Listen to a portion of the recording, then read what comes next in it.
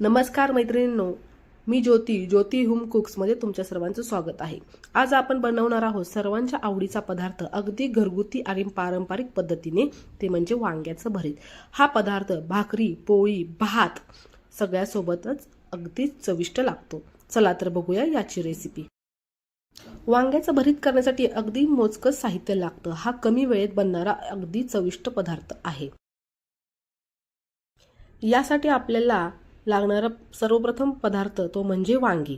वांगी अशी चांगली स्वच्छ धुवून घ्यावी आणि ह्याला असे कट लावून घ्यावी। 3 कट मी लावलेले आहेत, तुम्ही व्हिडिओमध्ये बघू शकता। दोन्ही वांग्याला ह्याचं वजनी प्रमाण हे अर्धा किलो इतकं आहे। कट लावून झालं की याला तेल लावायचं आहे।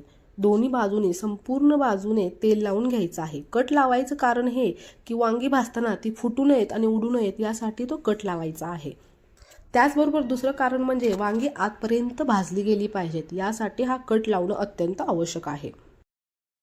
तेल लावून झालं, कट लावून झाला, आता ही वांगी भाजायला ठेवायची आहेत। तुम्ही असा जाळीचा वापर सुद्धा करू शकता किंवा तुम्ही गॅसवरती डायरेक्ट ठेवलं तरी चालेल, पण जाळी ही वापरावी।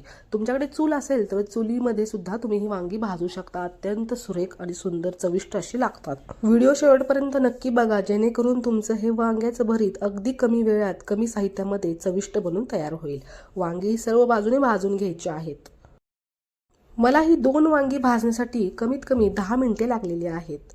सतत हलवत राहायचं आहे। सर्व बाजूने भाजला आहे की नाही वांग याची खात्री करून घ्यावी। वांगी जोपर्यंत भाजून होत आहे तोपर्यंत आपण बाकीची तयारी करून घेऊया। लसूण घ्यायचा आहे, नंतर कांदा घ्यायचा आहे। एक मीडियम साईजचा मी कांदा घेतलेला आहे, तो बारीक चिरून घेतलेला आहे। तुम्हाला जर अजून घालायचा असेल कांदा तर तुम्ही घालू शकता। आपलं सगळं साहित्य जमलेलं आहे, तर बघूया। कांदा बारीक चिरलेला आहे, वांग भाजून झालेलं आहे, कढीपत्ता आणि ठेचलेला लसूण, एवढंच आपल्याला साहित्य गरजेचं आहे। आता वांग्याचं साल काढून घ्यायचं आहे। सर्वप्रथम त्याचा देठ कापून घ्यायचा। इथं एक काळजी घेणं गरजेचं आहे, वांग थंड झाल्यानंतर तुम्ही काढायला घ्यावं त्याच्यावरचे साल। मी गरम गरम काढायला घेतलेलं आहे, त्याच्यामुळे माझ्या हाताला हे चटके असे बसत आहेत। तुम्ही पूर्ण थंड करून काढलं तरीही चालेल। संपूर्ण बाजूचे हे काळे जे वरचे साल आहेत भाजलेले, ते सगळे काढून टाकायचे आहेत। तुम्ही बघू शकता व्हिडिओमध्ये दाखवल्याप्रमाणे तुम्हाला हे असे साल काढून घ्यायचे आहेत। हाताला चटके बसत आहेत माझ्या, कारण की माझ्याकडे वेळ कमी होता, त्याच्यामुळे थंड करायला वेळ नव्हता, म्हणून मी असे गरम गरमच काढले घेतल्यामुळे माझ्या हाताला चटके बसत आहेत। वांग्याची वरची साल काढून झालेली आहे। आता पुढची प्रोसेस ती म्हणजे वांग हे मॅश करायचं आहे। त्यासाठी एक स्वच्छ भांडं घ्यायचं आहे किंवा प्लेट घ्यायची आहे। त्याच्यामध्ये ही वांगी 2 ठेवायची आहेत आणि चाकूच्या साहाय्याने त्याला मधून सेपरेट करायचं आहे। बघायचं आहे नीट की त्याच्या आतमध्ये काही किडा, आळी वगैरे, घाण वगैरे तर नाहीये, याची खात्री झाल्यानंतर मग त्याला चाकूच्या साहाय्याने मॅश करायचं आहे। तुमच्याकडे जर मॅशर असेल तर तुम्ही त्याचाही वापर करू शकता। हे खूप छान असं बारीक मॅश करायचं आहे। तुमच्याकडे मॅशर असेल तर त्याचा उपयोग करावा, माझ्याकडे सध्या नाहीये, म्हणून मी असं चाकूच्या साहाय्याने बारीक बारीक पीसमध्ये त्याचं विभाजन केलेलं आहे।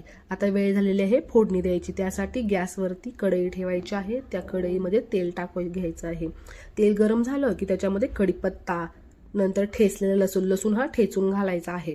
ठेचून घातल्यानंतर त्याच्यामध्ये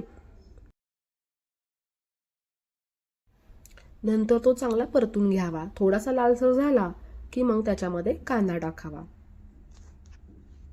तुम्ही बघू शकता आता मी कांदा टाकलेला आहे, पण इथे काळजी घ्यायची आहे, कांदा हा छान असा शिजला पाहिजे। तो कच्चा राहिला तर भरीत हे कच्चं लागू शकतं। वांग्याच्या भरिताचे 2 प्रकार आहेत, एक कच्चं भरीत आहे, एक पक्क भरीत आहे। त्यातलं आपण हे पक्क भरीत करत आहोत। तुम्हाला कच्चं भरीत याची रेसिपी हवी असेल तर मला नक्कीच कमेंट करा। ज्योती होम कुक्स या चॅनलवरती अपलोड होणाऱ्या सर्व रेसिपी ह्या साध्या, सिंपल आणि घरगुती पद्धतीने बनवलेल्या असतात।